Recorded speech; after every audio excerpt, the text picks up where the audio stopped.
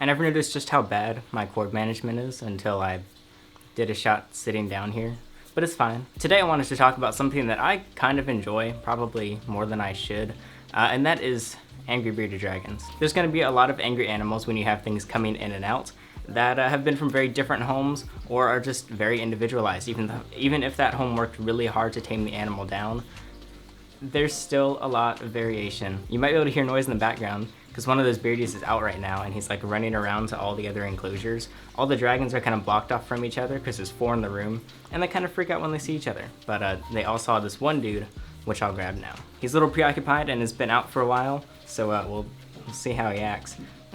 So if you are at all used to a bearded dragon, this might not be the personality you usually see in one, or maybe it is, depending on what your dragon's like. But this is calm. Telling them to calm down, sadly, does not work. But I did want to go over the techniques that I have used to tame bearded dragons down, get them used to handling, and maybe even get them to like you a little bit. Emerald Scales is a website where we sell animals that come in and out. If you need to rehome an animal, we'll usually take it, and we'll get it up to perfect health and then sell it on the site. And this is one of those, along with many others that I've gotten to work with. And it's most of the breeders are super sweet. It's maybe like a third of them need a little bit of work, and a quarter are like on the crazy side, like this. So first of all, why would a beardy be so crazy? Well, the first simple one is because they weren't handled or improperly handled as they grew up. But even if you were doing that, there are just those individuals that still aren't a huge fan, because it's just the personality, and they are not all clones of themselves. They are very individualized. It's pretty simple to tell when a dragon is not happy. Their beard will turn black. Also, a obvious one is their mouth is open, just kind of showing you their teeth, because they have pretty intimidating, they look pretty razor sharp teeth. Admittedly, I've never actually been bitten by a bearded dragon, even though we've had a few dozen come through. It's not like, I doubt it's the worst bite ever. I'd much rather get bit by a dragon than some of the other things in the room, and we might experience that today. I really hope not. I want to keep my streak going, because getting bit's not, why do people like promote getting bit? It's not fun. Don't get bit. Let's go ahead and get into what I usually do to get a dragon like this into a dragon that's chill and easy to work with. Even though I won't be able to show you this guy's full transformation, since it does take a little while. First off, I did not start with him in the enclosure. I probably should have, but usually when you have an upset beardy, you walk up to the enclosure and they immediately open their mouth, especially when you start to reach in. This is very intimidating. Just imagine these massive flesh things just coming down and reaching towards you. It's not gonna be fun. You're gonna do everything you can to defend yourself. They go into fight or flight mode just like any other animal, and I think it's kind of adorable when they do this. I don't want them to be stressed. He is very stressed out right now. He's very unhappy, which is one of the things you're gonna have to deal with while working on this. But since he's already stressed, you might as well enjoy it. That's weird to say. Basically, they try to act all angry and scary, but in reality, you just like look into their eyes and then you just see fear. And it's just kind of cute. It's like, oh.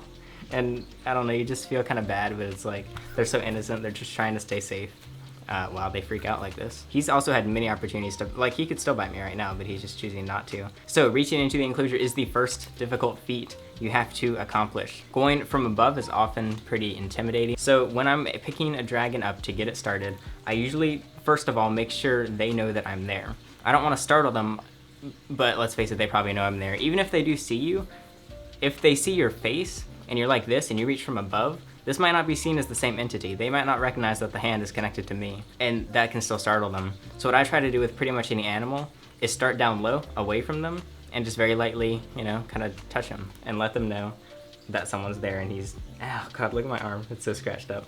You can wear gloves if you want. I don't know why I'm not. I forgot how sharp bearded dragons can be. Still not like Savannah Mod or bad, but still. So anyway, picking them up, I start down by the tail usually, and then I work my way up and pick them up. Pick them up. I'm not an expert, okay? I'm just sharing what I know.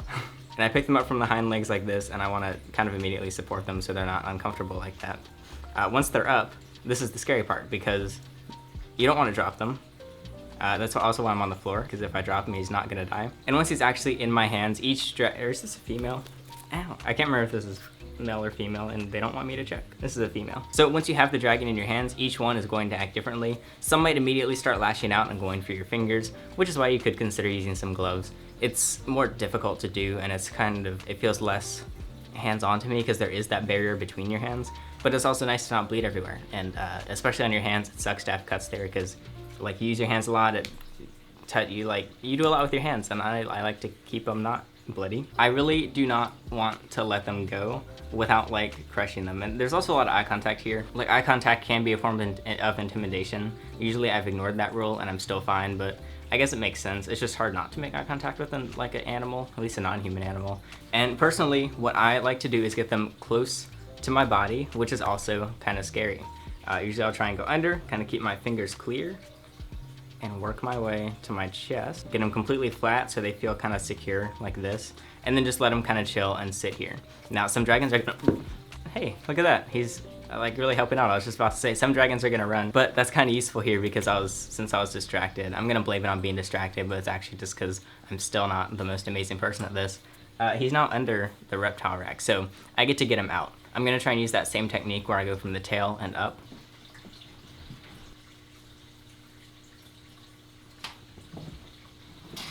Okay, so kind of same idea with picking them up. Now, they don't drop their tails or anything like other lizards, but I still can probably safely assume that they don't like being grabbed by the tail.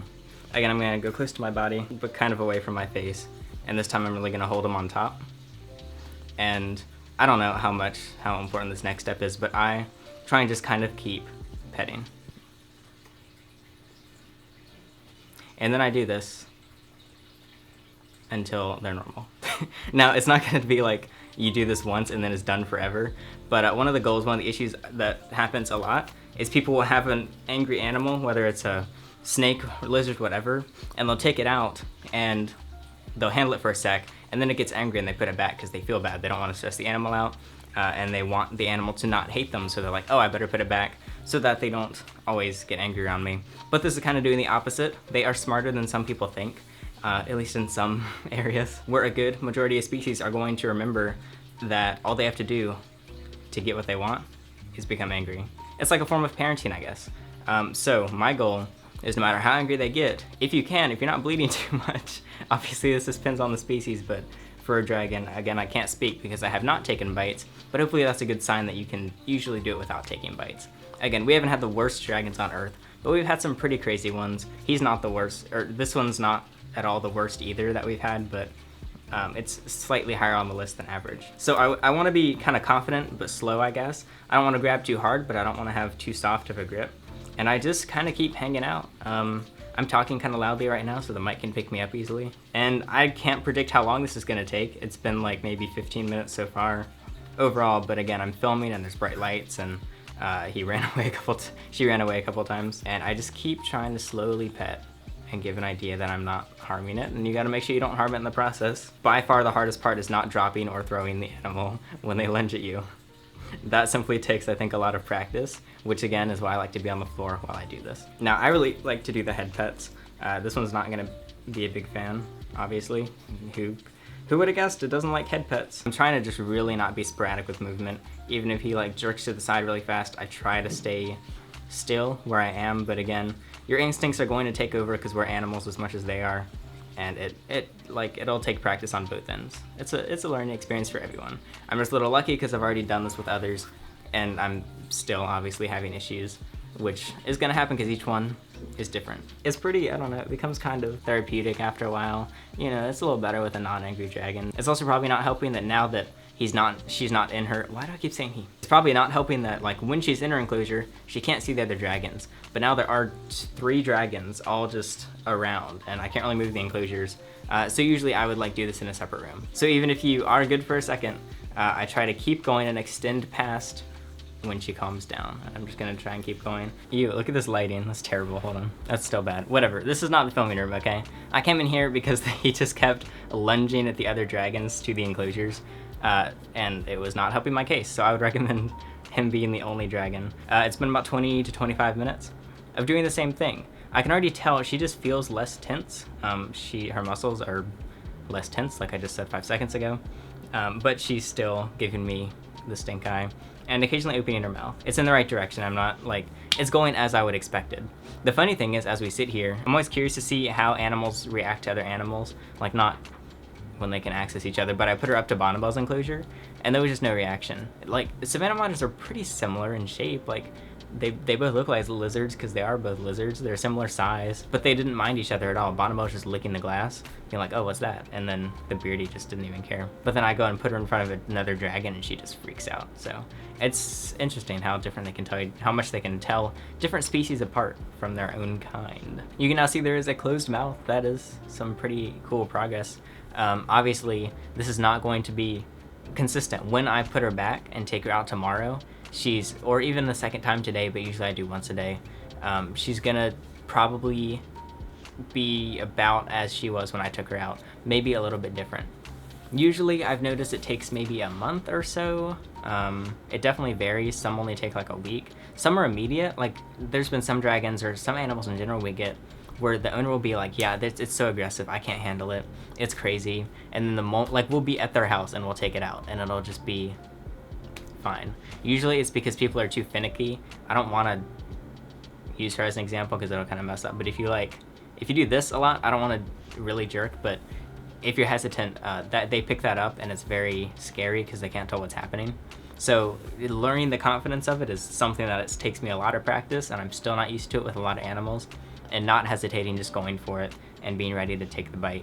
The anticipation's always worse than the actual bite, assuming you're not working with something venomous or like massive. Something else I love to do, which I'll probably do it now, but she might run, is just put her on my desk, like next to my keyboard, like right next to my arm as I'm typing, and just letting her sit there for a couple hours. Like, I do not worry about having it out for too long when I'm trying to tame it down. I do it for as long as physically possible. Again, I like the head pets. I like going up to the nose. Also, they really push their beard out, as you can see. Usually it's kind of flat back, but they try to make themselves look like huge and scary. But it just makes them look cuter. So, joke's on you, it's not working. So I guess now it's been about 30 minutes and we're still making progress. I'm gonna go ahead and put her on my desk in probably 10 minutes and see how long she sticks around. Hopefully this is interesting. She's the craziest dragon we have right now, and hopefully I can continue to show I think I don't know if she might have sold, I can't remember. Either way, we are always very clear if the dragon is not handleable. We are so obvious about that on the site, and a lot of people kind of like to target those because they do enjoy doing the same thing I do with kind of working with them like this. But I still put as much work as I can into them before they're shipped off, and sometimes we will wait completely so that they're calm and friendly, because that's usually more appealing to people. What's your preference? Do you enjoy working with the crazy animals? Do you like to seek out those that are just comfortable so you can just enjoy your time with it? Let me know in the comments, and I'll try and read them. Maybe, probably not. I'll read them. I'll read them.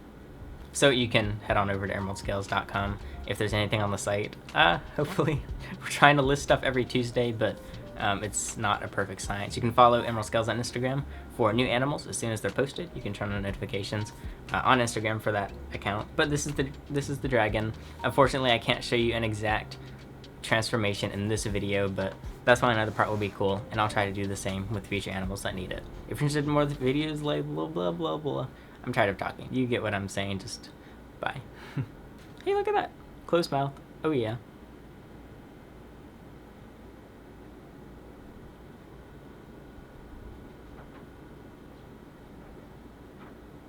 This is scary. You go, girl. But that's what I'm talking about. That's how I feel like what I should see, especially for kind of the first official day of doing this. I would say that has gone pretty well. Wait, that is true, yes. So you can see a pretty big difference. It's now been about 35 to 40 minutes, and closed mouth, relaxed. The arms are just kind of hanging over the side. Muscles are not at all tense right now. Breathing is slowed. The beard is back. Oh, and then I looked and I startled her, but that's okay. Still, most certainly good progress.